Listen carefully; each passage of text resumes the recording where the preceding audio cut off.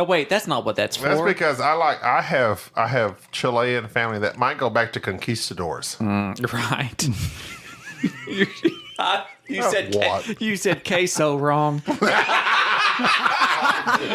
Welcome to the Board Game Snobs podcast. Critically harsh reviews with a touch of class.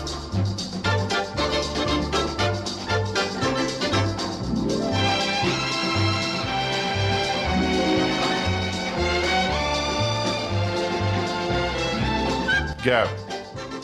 Go. Somebody. Go. Oh, hello. Welcome. Did we wake you up? Yes. Oh, are we doing the intro? Oh, crap. This is All the right. intro.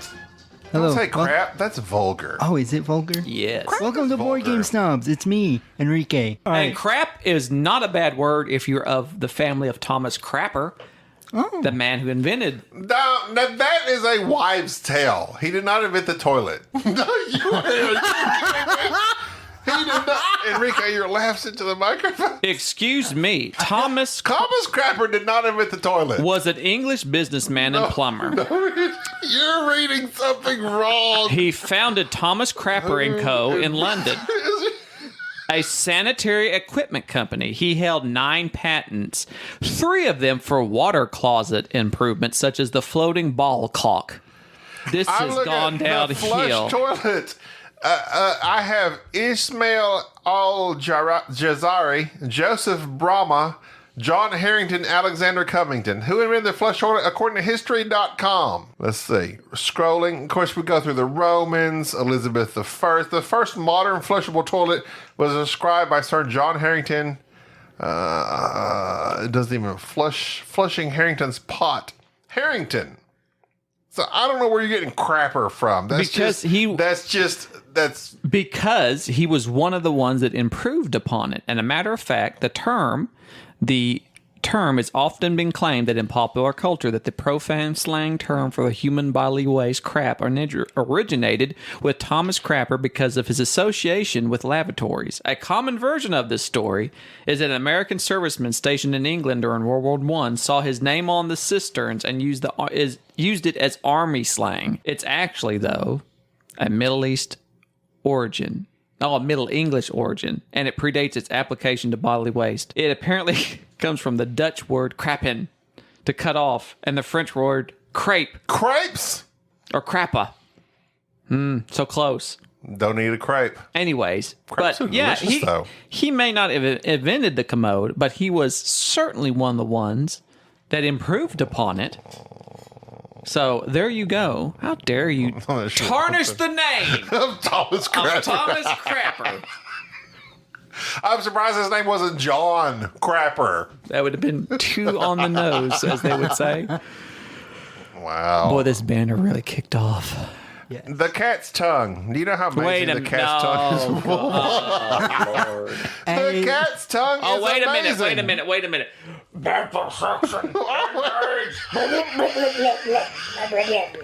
Go ahead. First time you did that really cracked me up. Even though I listened to our own podcast, Jerry's going, That's all it is. You make these goofy drops. I made it and you liked it. I and did. now you've turned I'm against acting like I don't like it. I love every minute of it. Keep on. The cat's tongue is covered with 290 papillae. And they sound like this when they lick stuff. Oh, my. You Tiny. didn't just like that, did you? I may have licked this microphone. There's something on this microphone. What is it? Yeah, it's yours. Sorry. Go ahead. It's foam. I thought we was doing some AMSR stuff. You know, where they make those noises? This is what a Tiny. cat sounds like. Papillae, tiny backward-facing spines that are about as stiff as your fingernail. Each papilla has a groove that insistently picks up saliva when the tongue is drawn to the cat's mouth.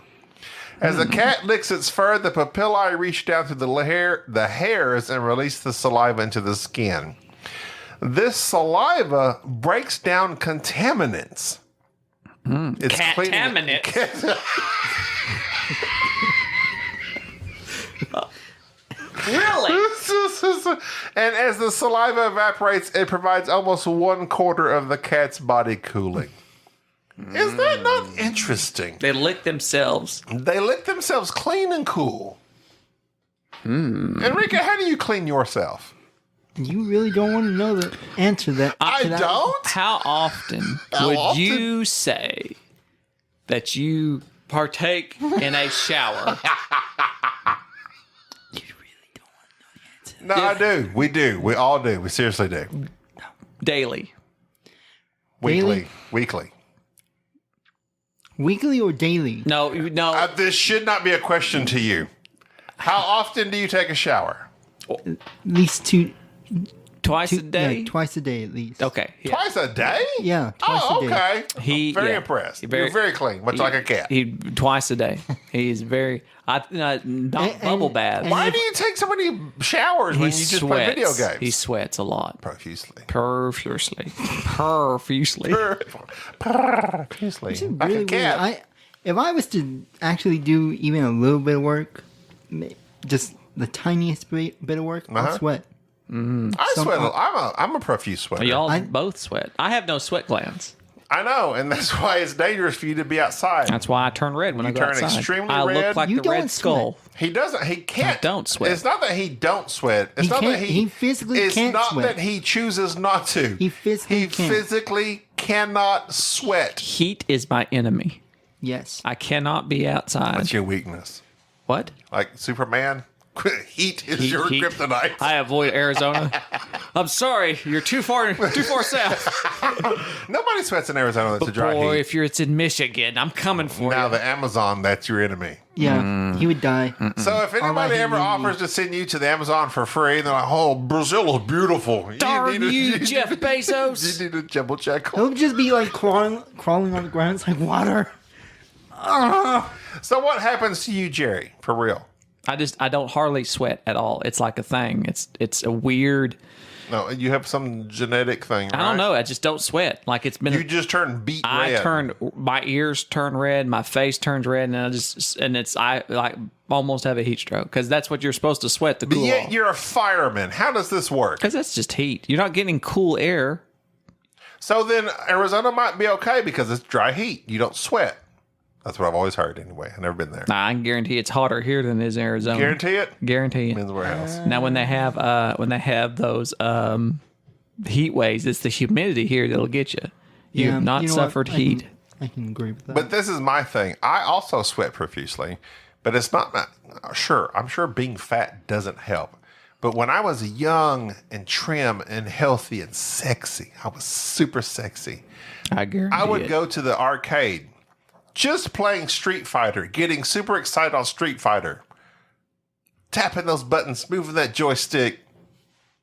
I would sweat. Really? yeah, Playing air hockey. If I played air hockey, or what's the game with the soccer that you flick around? That's soccer thing. I don't know what table soccer. I don't know what that's called. It's got a name. I know it's got the I knobs. would later. sweat. I just sweat with the slightest physical activity. I sweat, but it's not everywhere. It's not a gross sweat. You're well I guess it could be. hydrated though. It's in. I sweat from the brow. Maybe you have pores. I sweat. You have big pores, and you're easy for sweat to come out. Perhaps. That's what it is. I think that's probably what it is. Your pores are so huge. My pores are huge. Pores, yeah, you got huge I got pores. the hugest pores of anybody. That's probably that might be The what biggest pores. you sound like. That guy off Simpsons. You're going for the wrong impersonation. Okay. Yeah, but I'm a big sweater. Thank you. It's now. Welcome to the Board Game Snobs. Send us an Why are email. you picking your teeth? Stop. I'm low on phosphorus. Oh my god. And so I got this Gross. film on my tooth. It just shows up. It's like plaque. And I scrape it off because I don't have my floss with me. Have you watched anything of interest to you here lately that we can discuss? That you think would be cool? I watched two dogs sitting on the side of the road watching cars go by.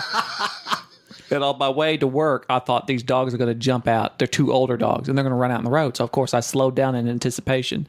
But then one was like Anticipation. I don't know what the one type of dog was, but it's a big dog. The other one was like a golden retriever. And they just sat there in the side of the road, literally just watching cars go by. They looked at my truck and just watched me drive by. And in their car, I looked back. At least they watch you and didn't they chase didn't like get your up. tires. They were just laying down. They were literally laying down, both of them just watching. And I thought to myself, they've given up. They just watch dogs. Yeah, they've realized they're too old to be chasing cars, but we're still gonna watch them. I'm too old for this. I knew both of them thinking, if this guy gets up and runs, I'll go with him. And the other one's thinking, if he runs after this truck, I'll go with him. And What drives me insane is dogs that attack tires. Mm-hmm. Like, what is wrong with those dogs? I know. If you run in front of a tire, you get tired. I mean, I've seen a dog bite a tire and its teeth get stuck. Like, it bit the tire and punctured it, and it paid the ultimate price. You run behind a car, you get exhausted. Get that? That's a pun. I get it. It's like man who stands on commode is high on pot. Get it? I get it. Like a kite. High as a kite. We're doing puns? Mr. Crapper. I've got puns on here. Crap on, crap off. The crapper. It flushes. Crap on, crap off. The crappers. The clap on. It's a different clap sound. on, clap on. Do you remember that? The commercials where they clap the lights? Why I didn't love those the catch on? Why didn't the clapping clap on? The clapping didn't work. It did. It didn't. It did. Have you ever noticed how... If it worked, it would have been here. No, during this people age. just didn't want to. Because anything that makes that sound could just turn your lights off when you're in the middle of doing something. But it would be like a great thing to have as an emergency. Like somebody breaks into your house and just like lights are off. I know, but nobody wants that. Yes, they do. Everybody wants some sort of I distraction. don't want to clap my lights off. Why not? You sweat making any movement towards the switch. You can just clap. So that's personal attacks. I'm just saying. I'm saying you could clap and the lights would go off. You wouldn't have to make the movement. You ever notice how butcher shops have stupid names like Nice to Meet You? They do not. They do too. I've never been to a butcher shop. I've literally never seen a butcher just like shop. that. What are you talking about? Like know, what just what toss that out areas there. are you going But y'all into? are both attacking me. Like Andy Griffith? What kind of like? Where do you live, Mayberry? Like, what are you coming up with? I don't know. I just You're wrote pulling that. up. You're pulling up. Oh, you wrote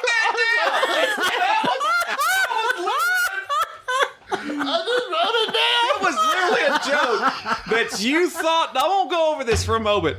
You thought that joke was so good. You wrote it down and put an asterisk next to it saying, "Stop beating on that." Stop pounding the table.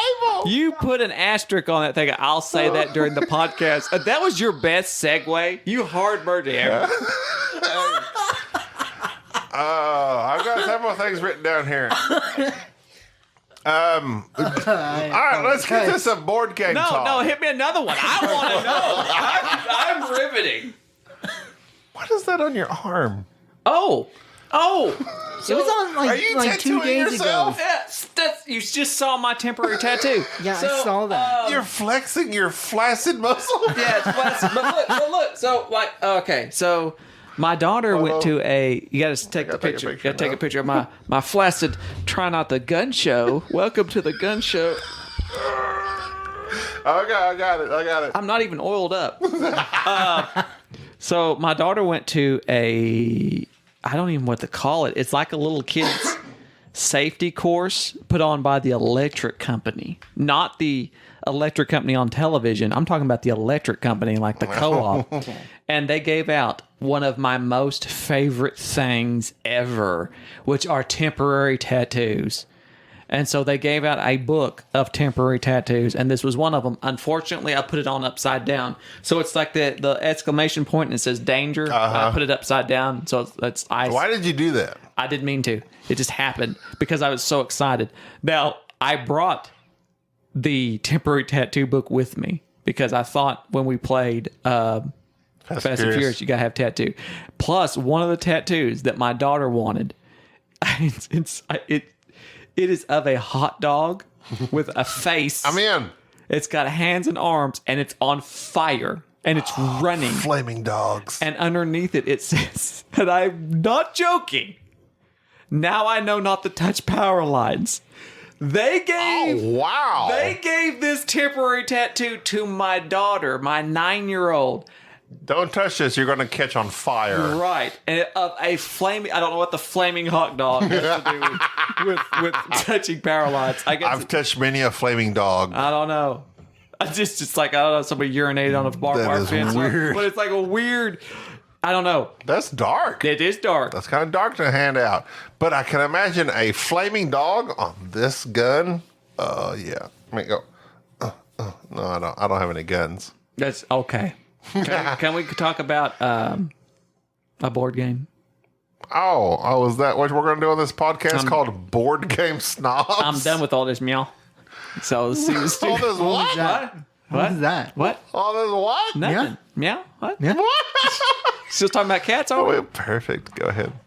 Captains of the Gulf. Cat puns No, of the golf? you're going deep now. Captains of the Gulf. Never heard of it. Oh, But my it was God. a game designed by Jason Dinger, we met him. I know him. He Chokes people.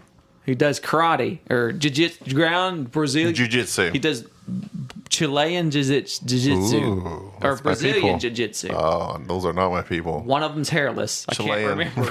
Chilean is not hairless. Brazilian hairless. Chilean jiu-jitsu is similar, Hilarious. but there's a lot more sweat. I think that's what makes them so hard to wrestle. Because you can't. They're salt. They're like all over. Just out of there. I couldn't do Chilean jiu-jitsu.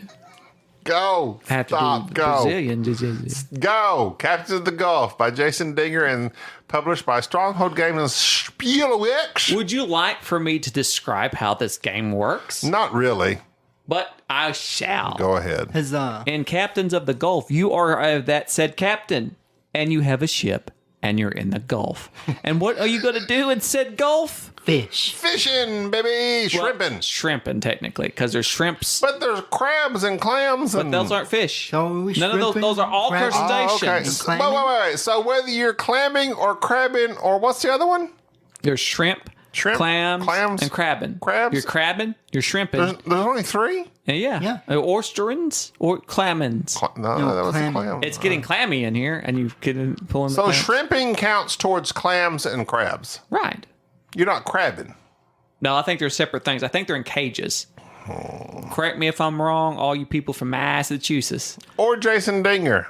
He used to listen to us. You put like cages out there, and they bait them, and then the crab get in there and so forth. They have to use whatever baits they use. What if you're really good at baiting? Are you a... No. You're a novice baiter, and you'll never be better than what you are. You'll always be a novice you'll baiter. never be a better baiter? No, you won't. You'll never be. You graduate You'll from never, novice You'll to- never be an expert baiter either. You'll always be a novice. So with this in mind, in Captains of the Gulf, there's rondelles in this. That's my boy. And you select this rondelle by using your little action selection little meeple dude. And your options are very limited. You're going to go out to sea. You're going to come back from the sea. You're going to upgrade your ship. You're going to fish, sell your stuff. Basically it. Oh, get fuel. So on your turn, you're trying to decide how much money you're going to have to spend to go around the rondelle. Because like most of these mechanics utilizing a rondelle, you have to pay money to go further than just one or two spaces. And then you have to figure out how you're going to utilize that action most effectively. With the three different types of items that you're shrimping, fishing for, whatever you want to call it. We're going to say fishing, just as a general rule. Sure. Even though that's not shore. Sure. Shore. Poly. I got it. So you go out and you load up what your catch is and you bring it back and you sell it. Shrimps don't pay as much as crabs, that type thing. But you have to have the right type of fishing license. You have to have the right type of equipment, the right type of crew. And you hire that through these multi-use cards. You have a hand of 6 cards. And very interestingly, utilizing these multi-use cards, that's how you upgrade your ship and fish and get licenses. So on the top part, of course, it shows what the license is. And on the sides of the cards, which you'll place on your personal player board, whichever side you utilize, whether an upgrade to your ship or a crew member, give you certain bonuses. And the middle part of your card is how much of whatever you're fishing for, how much you can get. So this game is very, very tough because sometimes you don't have the cards that you need. Most of the time, you simply do not have the fuel that you need to get your poor rickety boat out to the ocean far enough to get what you want and then back.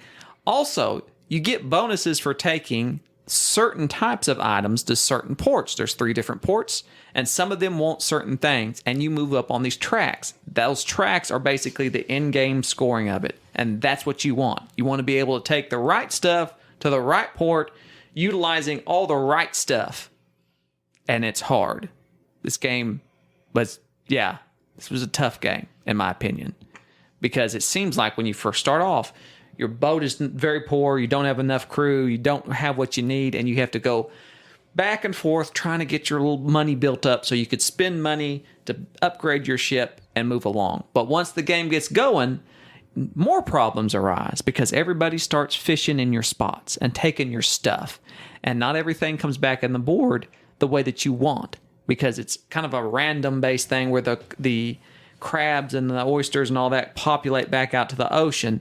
And you're flipping over cards, and sometimes they're moved over here, and sometimes what you want is over here. It's frustrating. This is Captains of the Frustrated Gulf. It's very tough. It's a tough Gulf. It's a tough Gulf. Enrique, your experience on the Gulf?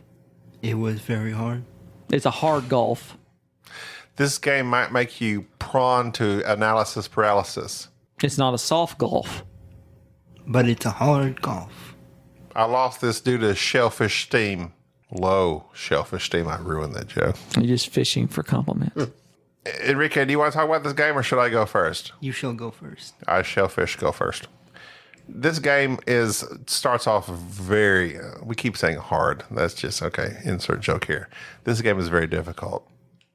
The first few rounds are just like you're doing nothing. You're going out and picking up one thing, shrimp, clam, crab, and then you have to go back, or else you're going to run out of fuel. When you run out of fuel, you have to pay money for each space that you cannot accommodate with fuel, correct? You have to get towed in.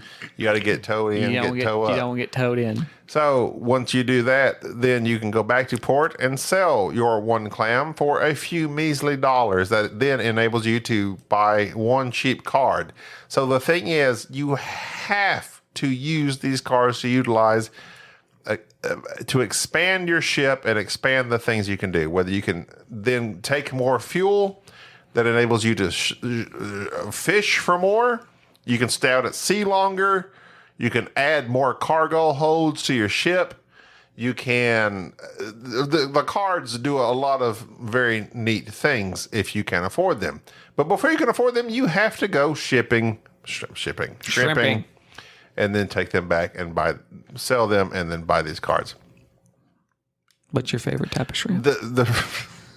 And also Boiled shrimp. The license thing. Shrimp scampi. If you have one license for shrimp, you can only fish one shrimp. Shrimp cocktail. And only carry one shrimp. And only carry one shrimp. Shrimp gumbo. You have to take that back to port and sell it. Once you sell it, you need to buy you a second shrimp so that when you go out to sea, you can fish for 2 shrimp. On the Barbie. This game is as tight as it can possibly be. It's rough. It is a very rough game. It makes you feel depressed. It makes Especially you feel in the mid-late games. It makes you feel depressed, like you might be an actual fishing captain. It's tough. I am an alcoholic now because I was on this ship and I named it Jenny. I named mine the Downeaster Alexa. Good job. And Enrique, what was your ship name? The Nobody. Okay, that's not okay. That's interesting. Low shellfish steam. Yes. Shellfish. Okay. Get it? I got it. Thank you. We got the first time, the second time, and the third time. I think maybe it's so fast and witty, it may have gone past a few people. And after a while of trying to build up your ship and hire people and get the licenses you need, and there's always something out there that you're looking right when you have exactly what you need, they're not there anymore. This is as frustrating as fishing is in real life. You think so? Yes, it's I hate fishing. I don't like fishing. And it's I enjoy catching fish. I hate fishing. Everybody enjoys catching fish. Who wouldn't? You'd be stupid not to catch a fish. It's a thrill. It's a thrill. The thought of it has gotten me. Thrill. I would be excited hooking something and reeling that thing in. It's amazing. It's an amazing thing. The same thing that hooks you in fishing is what gets you in golf. The same thing, though, that the problem with fishing is that it takes hours You spend hours out there doing nothing till you hook a fish. Requires patience. It's patience. Captains of the Gulf requires a little bit of patience. It takes a little bit for it to heat up. But once it gets heated up, that mid game, that late game, this game's good. Once you get you got a larger capacity for fuel. You can go out there, stay longer. You can go farther. You can visit the different ports. The different ports give you different bonuses. I really liked this game, and I keep trying to think of this. And this and Crescent City Cargo have a very similar feel, especially the rondelles and the fishing theme. I think I like this better. It's stupid. It's not stupid. Maybe it is stupid. I don't know. I can tell you where you like it. I can tell you where you like it right now. I like taking my boat, going out into the water, picking up fish, returning to shore, and selling that fish. So here's the little hook of the game. You don't have to point out every pun. All right, either they get it or they don't. That's how it goes. It's either they understand it or they don't. I like to point it out. You don't have to point it out. Just stop. It's okay. If they don't get it, they don't get it. They're just Ricky, please stop. Stop what you're doing. I pointed out just for the hell of it. So when you return to port, or floundering, go ahead. To move up on the track, if you just return one type of item, this shrimp, you just move up one. So you're rewarded for bringing in multiples of variety. So if you bring back the clams, the shrimp, and the crabs, you end up moving up 3 spaces. The in-game scoring on those tracks, that's what win it for you. So you have to go out and try to diversify. So you have to buy multiple fishing licenses. You have to have everything that you need. You want more fuel so you can go to place to place to place, because all the crabs and shrimp and everything's moving around. And just when you get everything that you need just right, Enrique goes out there and eats up all the shrimp. And then you see him sell off. And now it's like, now what am I going to do? This game is very frustrating. It's very depressing. And it's very it's got that feel of the whole time I'm fighting to try to make, I don't even care what y'all are doing. You just happen to be interfering with what I'm doing. Because we don't really, other than gobble up whatever might be out there, you can still go to the same spot I'm at. Right. We're trying to just do our own thing. But at the same time, we're just out there hoping that maybe we could. And what got me is at some point in this time, Gabi went out and got a good haul, and I remember looking over at his player board and hey, that was really good. Oh yeah, we're done. I was my nets were full. It's hey, you did good. It's I felt like 2 fishermen going by. Hey, yeah. So you're going home? Oh yeah. How's the wife? Oh, hate her. It's that type of thing. It's yes. It felt like. We are all in this. It's thematic. It's very thematic. I smell like bass. It was very. Take off the B. It was very, very interesting to play this game. And I had seen many people put this in their top 10. If you go to BGG, occasionally that's where this game caught my attention, is that people would throw this game out there, and it's been off the market for a long time. This is number 1 of the Cajun trilogy, as Jason Dinger calls it. Crescent City Cargo, which we reviewed earlier, we really liked. And I think I have to agree with Gabi on this. They're both different experiences. Obviously, the rondelle is more prominent in Crescent City Cargo. And this one, the rondelle is just the means to an end. Really, what you're fighting with is trying to get your ship built up the way that you want it. Upgraded and having to afford all the money that you need to buy stuff. At the same time, money's victory points. At the end of the game, that's what's going to win it for you. This game is very tight. It's very thematic. The components, it has the same sort of artwork as Crescent City Cargo. All the cards are great. It's, again, like we said about Crescent City Cargo looking like an old school Euro. Yes. This is a old school Euro. That's why both of these games, houses need curb appeal to sell. These games don't have that to me, but they excel in what's inside the house. The guts of these games, the mechanisms of these games are just they're surprising, because you look at them and you're like, oh, these games, the artwork is not my favorite. Sorry, whoever the artist is. It's just not my favorite. They're very pedestrian looking. Spiel walk. when you compare, like we just talked about Brew not that long, the artwork is just this and it just pops. It flaps. You take Scythe, which is overly produced and it just has all. This game is just like, you know what? I'm going to draw it to the best I can. But man, the way it operates is beyond the art. And so I'm glad you brought that up about Scythe. So Scythe has its own player board, as does Captains of the Gulf, and a lot of what you're doing is happening at your player board. Yes, in Scythe, you're going out and trying to get resources. Captains of the Gulf, you're going out and getting resources. They're not. I'm not trying to compare them in that realm, but essentially the same feel that you get is that when you play Scythe, you're just messing with this little player board. You're just moving stuff around, but you're never really stressed or frustrated at Scythe. It's like, I need to go, I need this, so I'm going to go here and I'm going to get this. Captains of the Gulf, when you look down at your player board, you look out and go, I need to be further up this track at this port. This port gives me an extra $1 when I sell them crabs.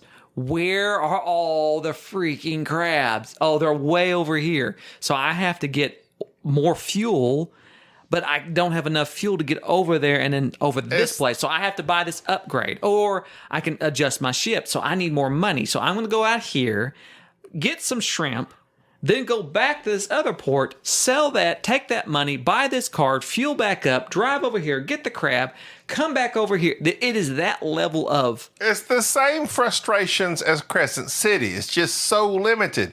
And this one, you have to have those fishing license. If you have one shrimp fishing license, you can only fish one shrimp. If you go out there and there's 3 shrimp out there, it don't matter. You can only get one. You got to take that one. You have to expand your shrimping license, or your licenses. If you want 3 shrimp, you got to get 3 fishing licenses for those shrimp. That is this. It has the same thing that I hate, but also makes me love the tightness of these games, where it's like everything I do, you're frustrated because I want to do this. Generally, I do it, and then I'm like, I can't do that. It's that, whatever that, it's the same feeling as Crescent City. It's like, I think I can do something, but I realize that I don't have the ability to do that.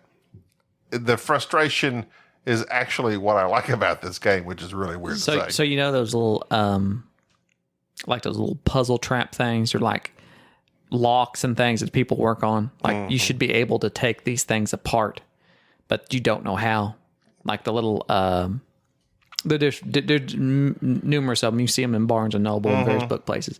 They got like, how do you separate these things? There's a way. It's a trick, and you sit there and you see people all the time look at those things and move them around and manipulate them, and then eventually they're able to figure out, okay, this is how you take these things apart.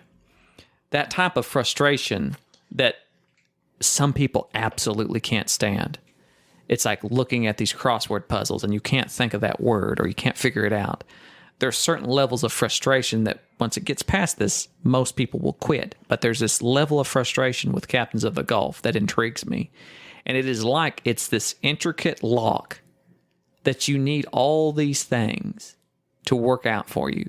But at the same time, there's all this randomness taking apart that's happening, because there's in-round cards that move some of the sea life around, and then there's an in phase where you either will add or if you overfish an area, a lot of times they won't come back to that area. So, like me and Enrique were both fishing clams at the beginning of the game, hardcore. We fished out all the clams. And then I had hold on. What'd you say there, Clam Boy? We destroyed all the clams. It was. So I had a license for something that wasn't even on the board. I, for the other part, though, went the more cheap and conservative route of shrimp. And I shrimped the early and mid part of the game until suddenly there were no more shrimp. And so you have to diversify. But that's what I liked about this game, is that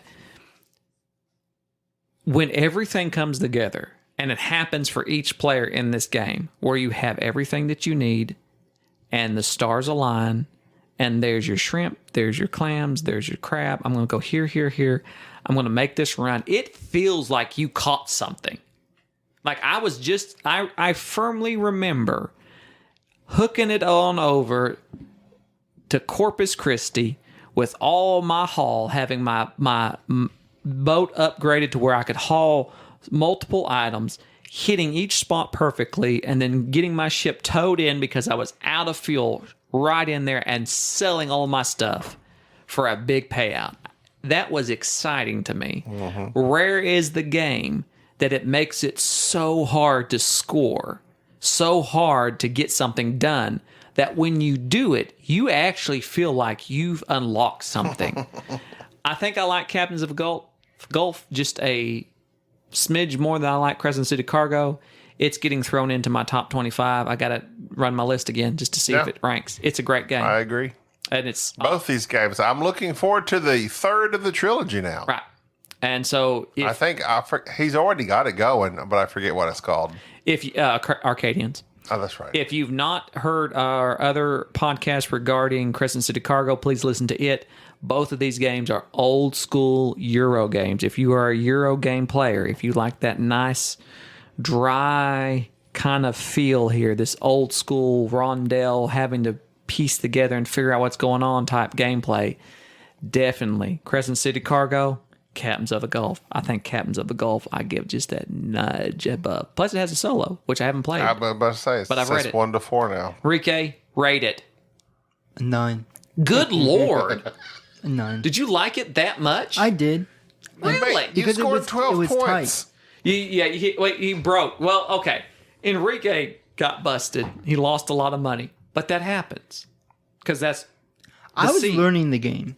You were learning it, as were we. This game was 34. Jerry won. I had 32. Enrique scored 12. That's because that one. If you don't move up high enough on these 3 tracks, then it costs you money. Yes. Yeah, because I didn't realize money was the end factor. Right. But you don't care about money.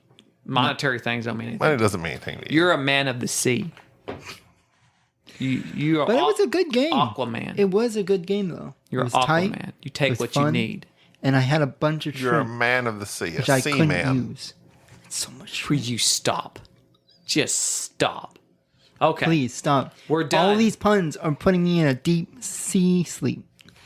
That was. I don't even know what that means. Lights went off. All right.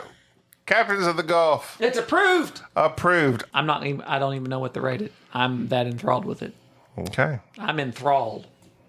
I think you would probably maybe give you an 8, maybe an 8.5. Whatever. I don't know. This is Jerry. I'm gone. Jerry's taken off his earphones. He is done. He's gone. He's received a text message that he has to answer immediately. Yes. So now it's just me and Enrique, but we are done with this episode. Until next time, I'm Gabi. I'm Enrique. You've just been entertained by the Board Game Snobs. You lucky devil.